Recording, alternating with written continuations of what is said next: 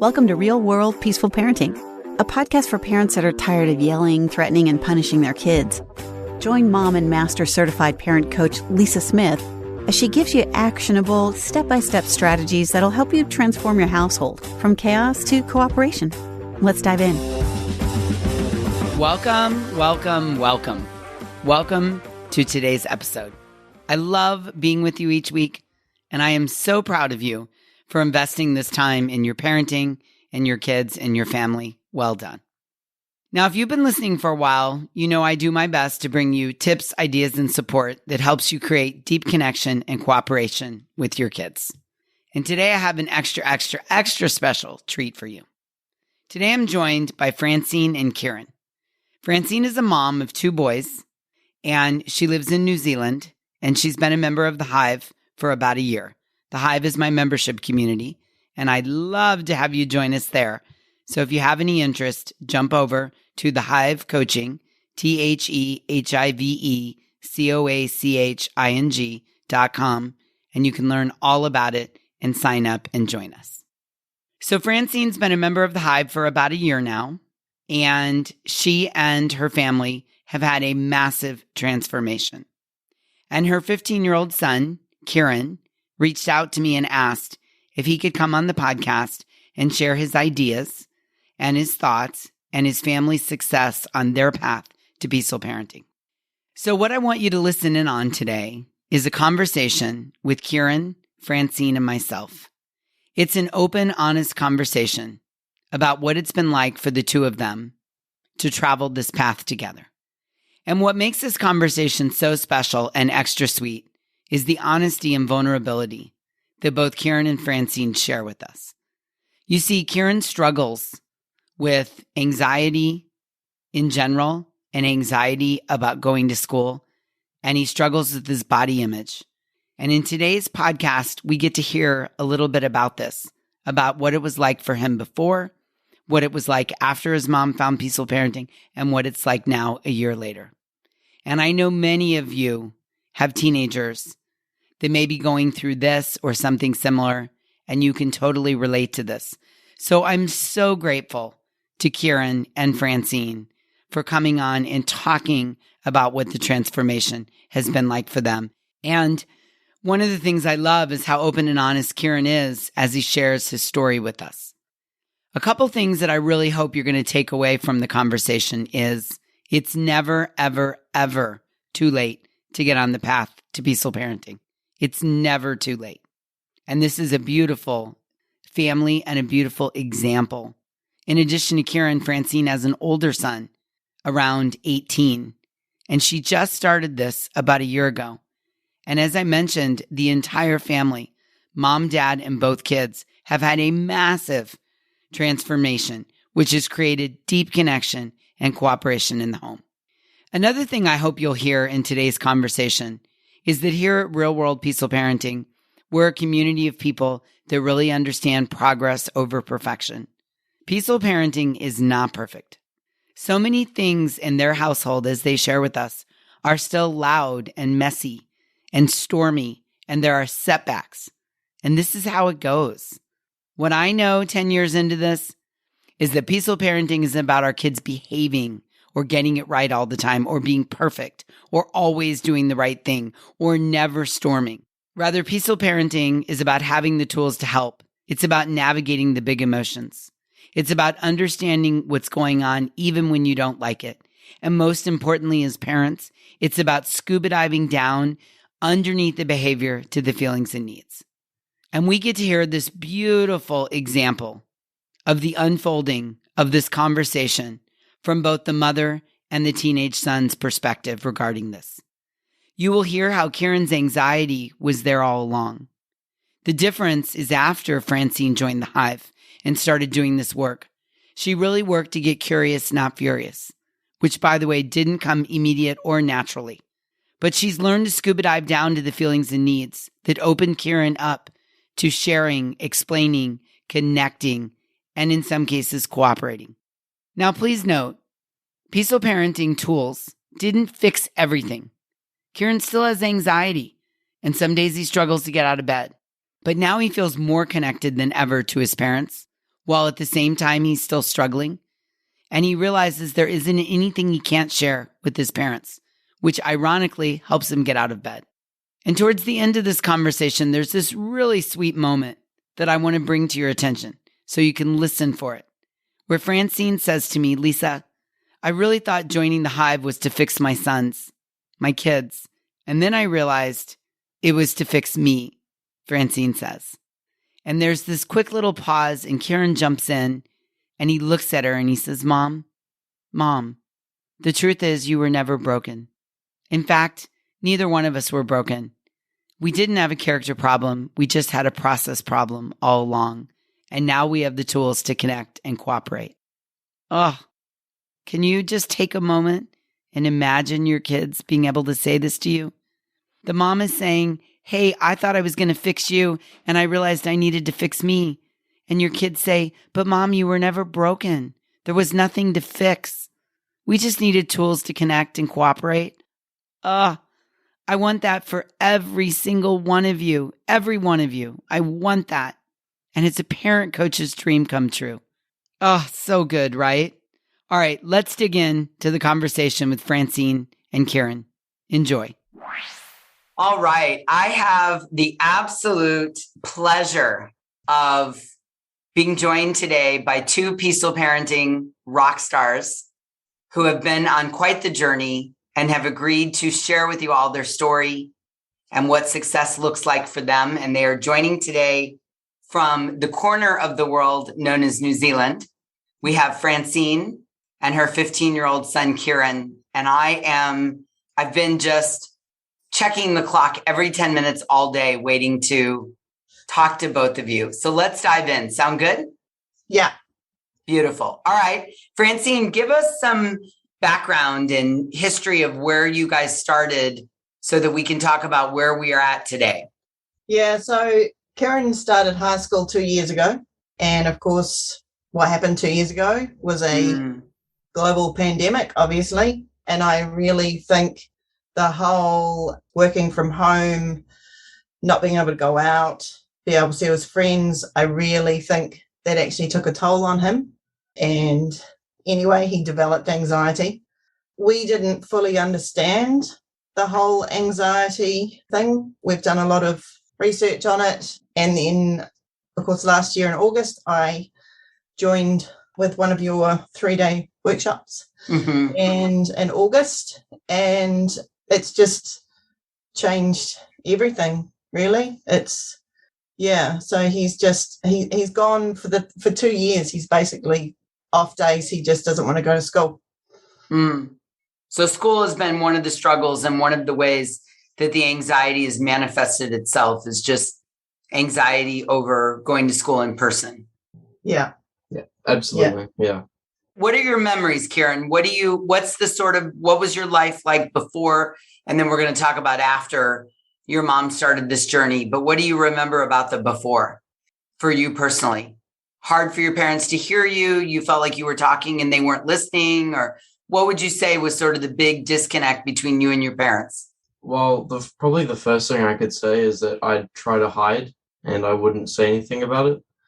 And I'd most of the time I'd probably hide in my room, because that's your safe place for most people. But I couldn't share what I was feeling and stuff like that. It was quite a struggle for me. Yeah, thank you for opening up on this podcast, because I just want to take a second to say you're helping so many kids. There's so many kids that are going to hear this and they're going to say, yeah, I get you. I'm there, or I was there. And the room does feel like an incredible safe place for the teen, doesn't it?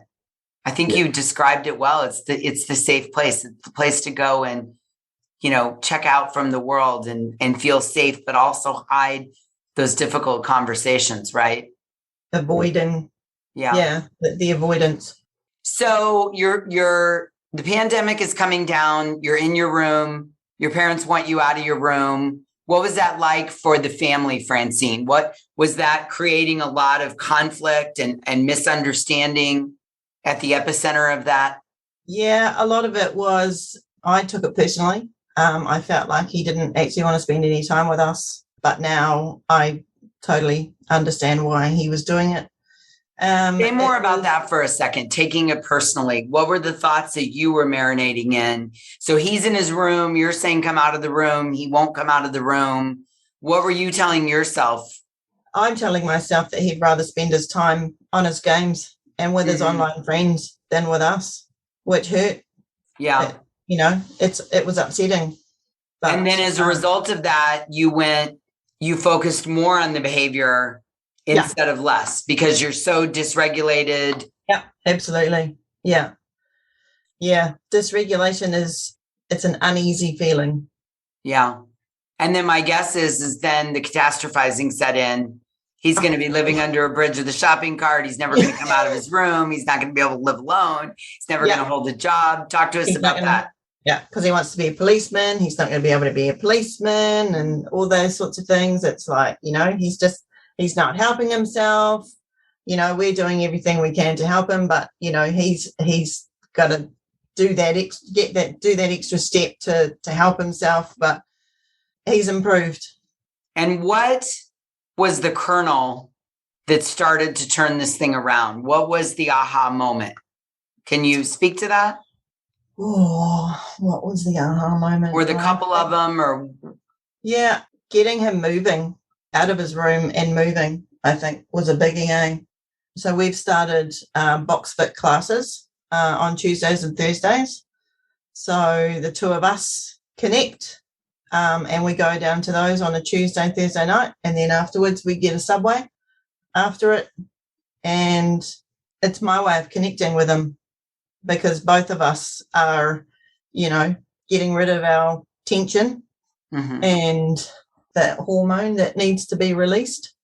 I can't remember the name of it, but it's good for us. Yeah. That whole, you've often said it, motion changes emotion. And I think Kiran he's proof of that. What can you add to this, Kiran? Did you feel like your parents weren't trying to understand you and all of a sudden at some moment you felt like they were trying to understand you in an open way? Yes, I can agree with that. At first, like Mum said, is that the parents wanted me to help myself, but in reality, I couldn't. I had no motivation. I had nothing. I couldn't do anything. I didn't want to get out. I didn't want to do it, all that stuff. But when I realized that I can't just stay in my room and not do nothing, I had to get out and actually try to get myself some sort of position where I can get motivation and actually go to school and all that stuff. So it sounds like what I'm taking from that is some hope kind of came into the family and you all started to believe that change was possible. Yes, and that we were all aligned. I'm hearing that maybe in the beginning, it felt like Kiran, Mom and Dad were on the other side of the table and you guys were working against each other and something led you to believe that Mom came over to your side of the table.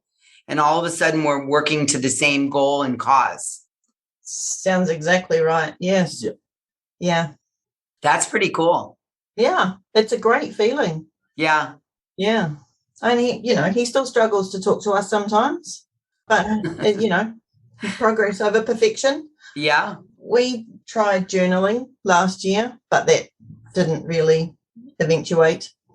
But I have to speak to that for a second. And I have to say that sometimes as parents in a relationship, figuring out what doesn't work can be as powerful as figuring out what does work, right? Because we've talked about journaling back and forth in our membership community. And for some families, it works incredibly well. But what you all know is, okay, that doesn't work. So we just have to keep trying until we find something that does work. Yeah, absolutely. Yeah. But the box fit nights is working. So spending time together, connecting. Yeah. So Francene, would it be true that cooperation between the two of you comes easier when there's connection? Absolutely. Yeah, 100%. Yeah. And what you did is you never gave up. This is what I'm proud of you of. You worked at this for almost a year. It's been a while. Looking for something to connect, a connection. so that the cooperation could follow. And what I'm really proud of is you never gave up. Every time we talked about try this, you'd go try it. Well, that didn't work. And you didn't go to all is lost. This is never going to happen. You just kept trying, and magic happened the moment you found the connection, the connecting vehicle. Yeah. I won't deny I've had those thoughts of giving up, but you can't give up on your children. Yeah. At all. And did you feel, Kiran, like she never gave up on you and her and the love and the relationship and the connection? Yeah. Mum did an amazing job. Obviously there were some times where I felt that Mum was a little bit off, but in the end, Mum was always doing her best and keeping up the happiness and the positivity. Yeah, positivity. Yeah. Yeah. And that's it, right? The whole anxiety, depression, you've actually got to counterbalance that with positivity. And I would guess that you felt like she always believed in me.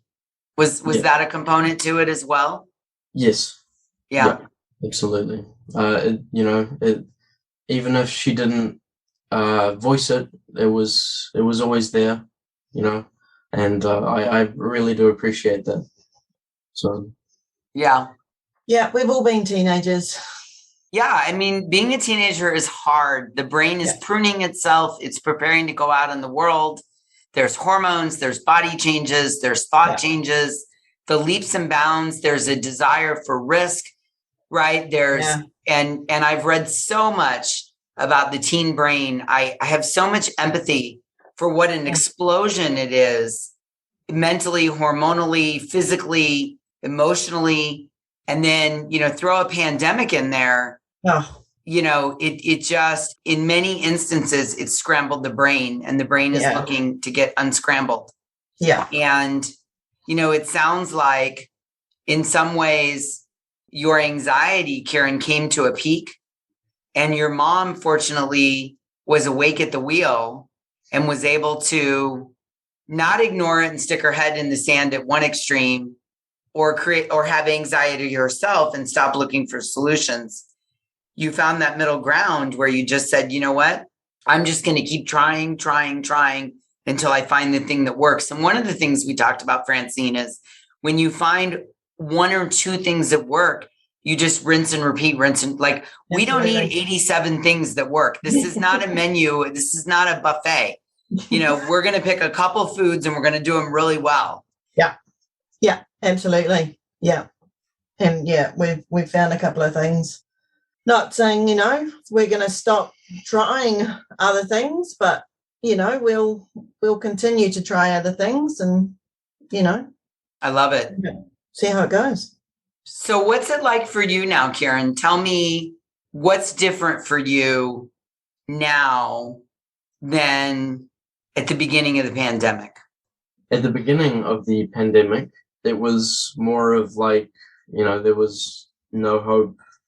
But now there's actually more motivation to do stuff and, push ourselves to actually get past these walls that we create in our mind. And obviously our mind is super powerful, and it's like, sometimes it's really scary to think that these things can stop you, but you got to push past and make sure you're pushing past those boundaries that you've gotten through your anxiety or whatever it is. Yeah. Yeah. So your brain has matured. You've worked on your thinking. This is what I'm hearing. You found ways to cope with your anxiety. You found some hope in the world. You have people on your team, and you're putting one foot in front of the other. That's so great. And it sounds like as a family, you all have also embraced progress, not perfection, because I know that some days have been a little bit more of a struggle than others.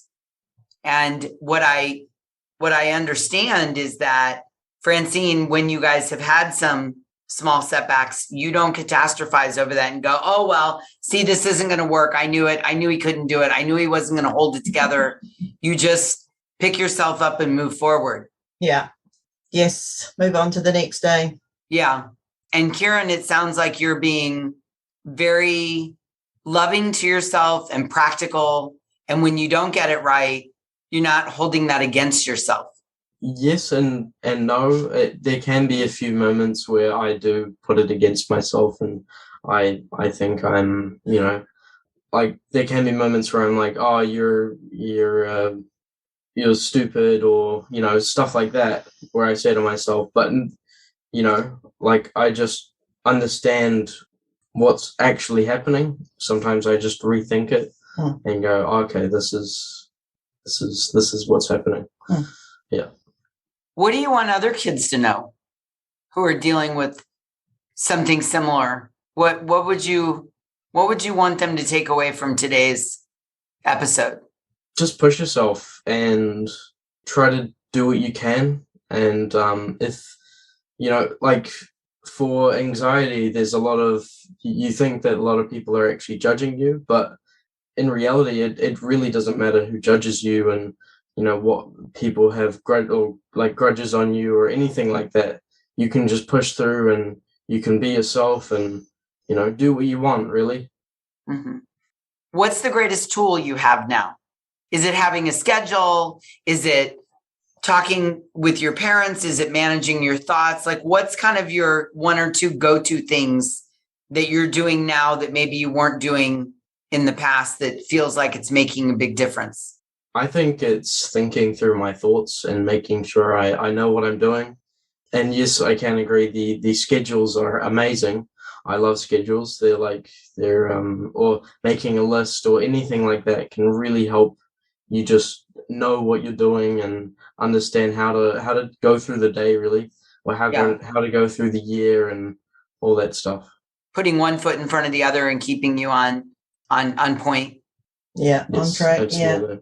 Okay, my last question for you, Kiran. What do you notice, or what do you think is different about your mom now? How is she different than she was before she started doing this work? Like, big picture, what are the things that feel different? Or you could also answer this in telling me how the two of you's relationship is different now. Can you speak to that for us?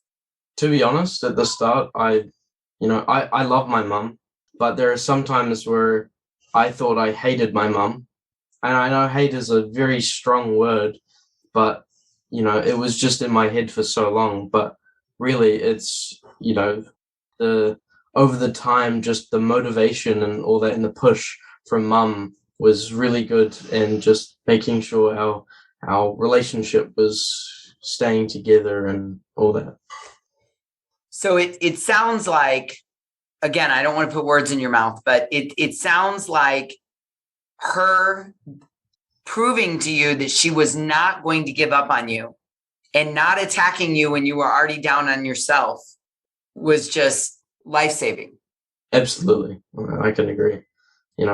Like before mum really, really started doing this, I didn't like myself, and to be honest, most of my anxiety comes from me hating my body, because like over the years I've gotten a bit chubbier and fatter and all that, but with this box fit stuff, it's really pushing me through everything, and it's doing good. Yeah.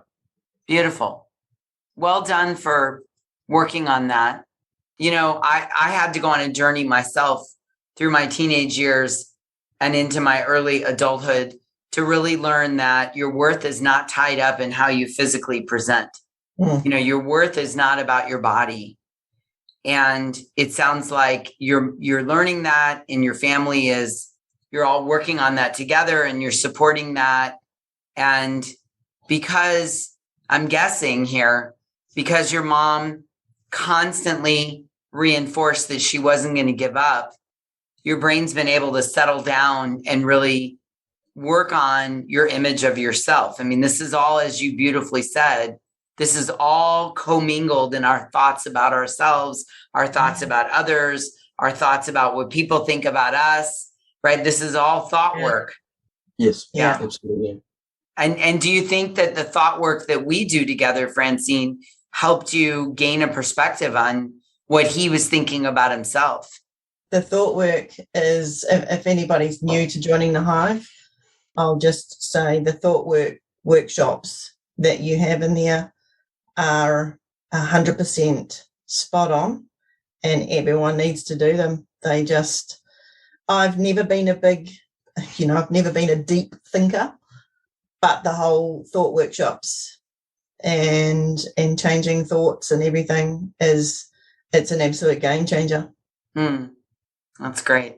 Yeah. And I can see you're passing it over to Kiran, and he's really appreciating that. And trying to, yeah. I think so often as teenagers, as humans, but really I think it sort of comes to a head in the teenage years.